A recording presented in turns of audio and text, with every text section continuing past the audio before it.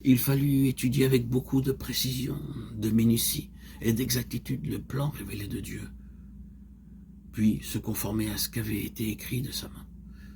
C'est par un écrit de sa main, dit David, que l'Éternel m'a donné l'intelligence de tout cela, de tous les ouvrages de ce modèle. 1 Chroniques 28, 19. De cette façon, les pierres de taille purent être magnifiquement préparées dans leur dimension parfaite avant de pouvoir être introduites dans l'édifice. Lorsque l'on se rendait sur le lieu du chantier, on n'entendait aucun bruit de marteau, de hache ou d'instrument de fer. Même pour construire une simple hutte, nous avons besoin de clous et de marteaux. Mais de cette façon, Dieu voulait démontrer comment, dans la maison de Dieu, les choses peuvent être faites de façon paisible, sans dispute, sans querelle et sans jalousie.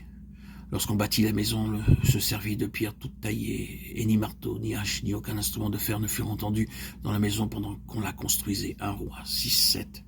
Il ne suffit pas de quitter une dénomination et de créer un groupe nouveau pour satisfaire les exigences et les besoins de Dieu.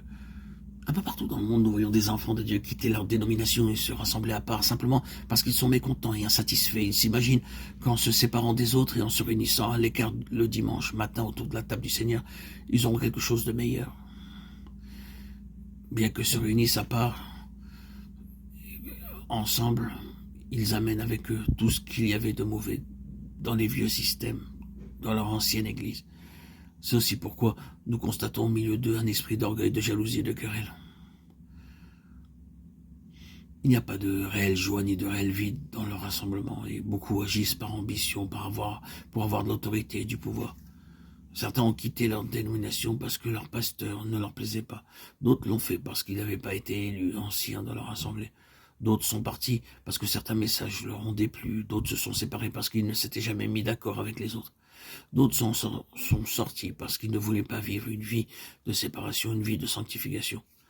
D'autres encore l'ont fait parce qu'il y avait de l'animosité, de la haine et des choses semblables dans leur cœur. C'est pour cela qu'il n'y a pas de paix dans leur nouveau rassemblement.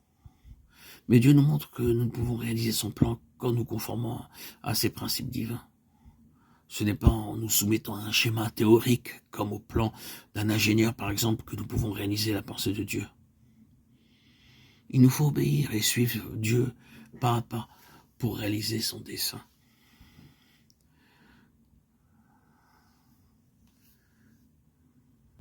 Tout ce que les hommes appellent sagesse, ingéniosité et intelligence, Dieu le considère comme du son, de la paille et du foin.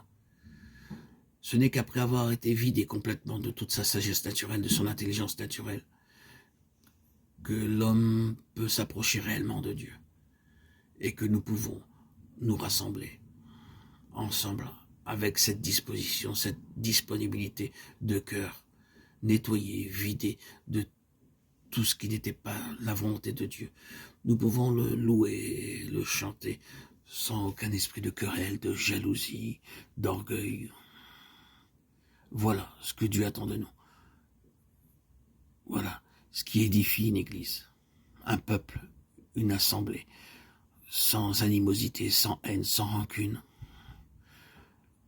L'esprit vidé des contingences du monde et ce que le monde veut nous imposer. Ses désirs, ses passions, ses attractions n'ont plus aucune consistance, intensité, densité dans notre quotidien.